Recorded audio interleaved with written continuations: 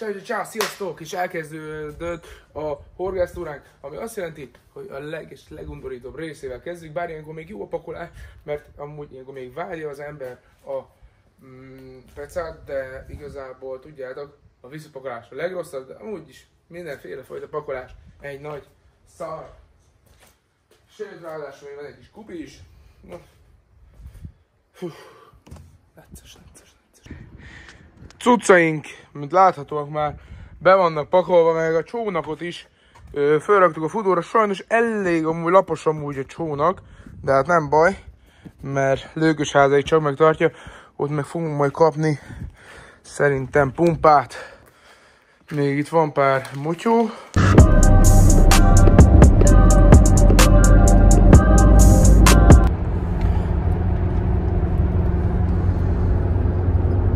Picivel megindultunk, picivel benn vannak a motyók, BB csap és póló, mögöttünk a csónak, indexelünk, indulunk Lőkösházára. Várod már pici a pecát?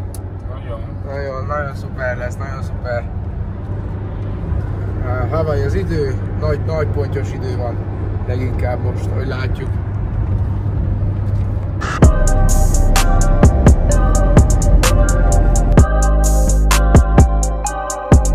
Itt vagyunk bent picivel, tavon, mennek a pólyázások. Hol a pólyán? Szerintem én látom. Ott vagyunk, hát mert mélyebbre raktuk, látod ott? Ott. Nézzük mennyi, mekkora vízünk van. 4-2, 4-3. Ott a szektorbója. Ott a szektorbójánk. 4. Szerintem jók leszünk itt, nem? Figyelj csak. 5. Jó, de ugye part felé induljunk meg ugye egyenesen. És mennyire törik, azt kéne megnézni, hogy megáll-e rajta az ólom. Pont nem nagyon jó, pont itt törik meg.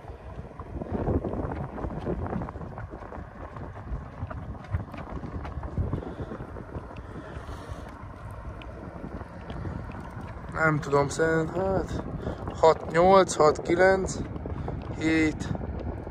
Én leraknék egyet ide amúgy. Végül is lehet, hogy akkor ott jó lesz. Hát most ott 6 méter, most nem olyan nagy a átmenet szerintem. Na meglátjuk, akkor még egyet keresünk. Jó, persze. Közelebb, igaz? Ha? Hol van? Én meg ott lesz egy jó pup, vagy kéne lennie jó pupnak szerintem. Ez a lényeg ezen belül, nem? Igen. De hát nem hinném amúgy, hogy ezek ide kihúznak a partra. Mindenki ott mindig minél messzebb pecázik.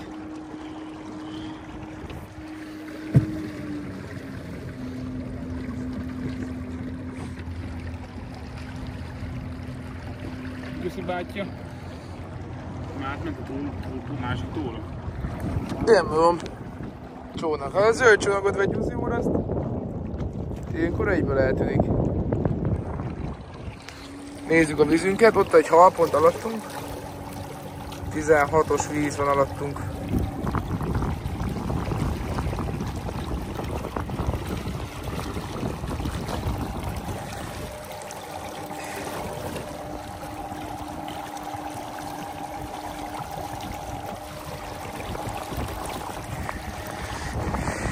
Jack Sparrow.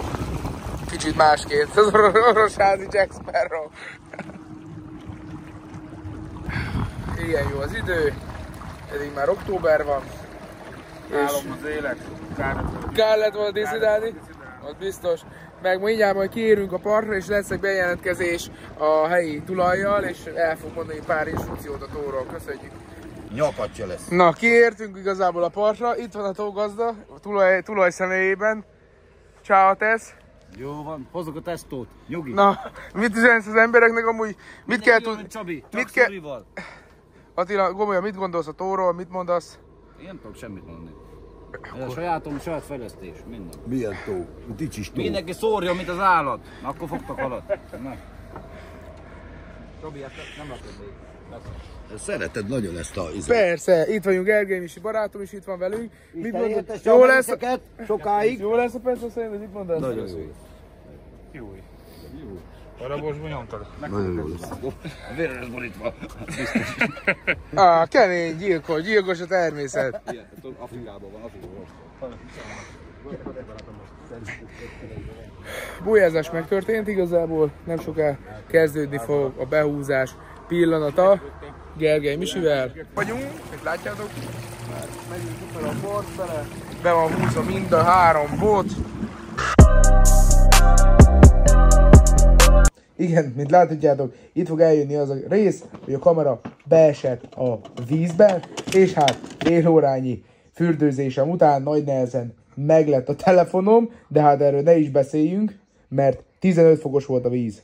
Parád és Pecának ígérkezik ez, hiszen én csak napközben vagyok itt a tavon, édesapám fogott is amúgy egy gyönyörű, szép 24 kilós tükörpontyot, melyet itt igazából láthatok is. Igazából ez itt egy családi fotónk, mert mi már ide értünk, az éjszaka fogta le lett tárolva, ami azt jelenti, hogy egy ilyen ilyen pontyzsákban lent volt, és igazából pihent. Ja, amúgy nagyon szép ez a tó. Lőkösházi Kavicsbányatóról beszélünk. Egy brutálisan szép tó. Hatalmas és nagyon mély. Körülbelül megközelítőlegesen annyi víz van benne, mint a 150 hektáros Merenyében. Mert ja, átlagmélysége 13 méter. Ja. Itt vannak a gyönyörű szép botjaim, mint láthatjátok. Bait termékpalettát hoztam, ami azt jelenti, hogy a jó öreg Yoda, illetve itt van velünk az Álmok tengere, meg hát, de szép madár, meg, na, hogy is van? Yoda, Álmok tengere van nálam, Lelkész, illetve van még nálam egy kis újdonság, de azt majd később. Meg van nálam olyan, hogy nem jutnak eszembe most nevek. Mi meg a neve? Mindegy, van nálam rengeteg bait boili. Gyönyörű a tavunk. Mint ahogy láthatjátok, édesapám most érkezett meg a tusolásból. Szervusz, édesapám! Ja. És igen, ez a tó amúgy nagyon rapszódikus, valamikor egy hetet ülsz itt és nincs kapásod se. Most nagyon örülünk ennek a 24 kilós bolynak, meg volt egy 10 kilós is, de azt nem hoztuk ki, megközelítőlegesen 10 kiló lehetett. Állati szépek amúgy a tóban a halak, és hát jó. Csónakos pecát folytatunk, ami azt jelenti, hogy egy Raptor csónakkal húzunk be különböző távolságokra. Nagyon összetett a dolog, hiszen rengeteg dologra kell figyelni a halfárasztás terén, főleg, hogyha fúj is a szél. Ez mit is jelent? Ez kérlek szépen azt jelenti, hogy ugye fúj a szél, mint az állat, mész el, közben húz a hal is, akkor fölfekszik a hal, elfúj téged a csónak, alá kell rakni a merítőt, de közben megváltozott a szél. Nagyon sok dolgon függ ez a horgászat. Utána jössz kifele, fogod oldalt a halat, mész kifele motorral, oké, ne szedd össze a zsinort, ezért használunk egy ilyen, hűvös az idő, használjuk ezt az úgymond bohócot, mely a zsinórokra van így rádobva, és ez foszforeszkál a sötétben. Nagyon komplex dolog szerintem ez a peca téma, hiszen rengeteg dologra kell odafigyelni, és lesz is ebből egy videósorozat a tapasztalatok terén. Nyilván, amikor mész be a halra, és akkor tekered a botot közben, motort irányítasz, vagy hogy hova rakd a botot, miközben tekered, ezek eléggé összetett dolgok. Ciao, sziasztok! És igen, a történetünk félbeszakadt, mert hát a pacal az mindig jó, nem? Így van, a pacal legyen veletek. Te, az igaz, hogy te egy pacal ember vagy? Ja, körömmel. Körömmel?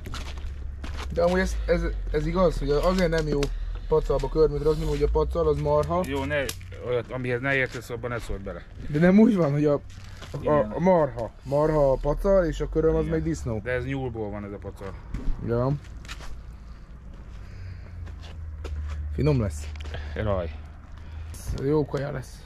Jó kaja lesz. No mindegy is. Ilyen brutális amúgy a tó.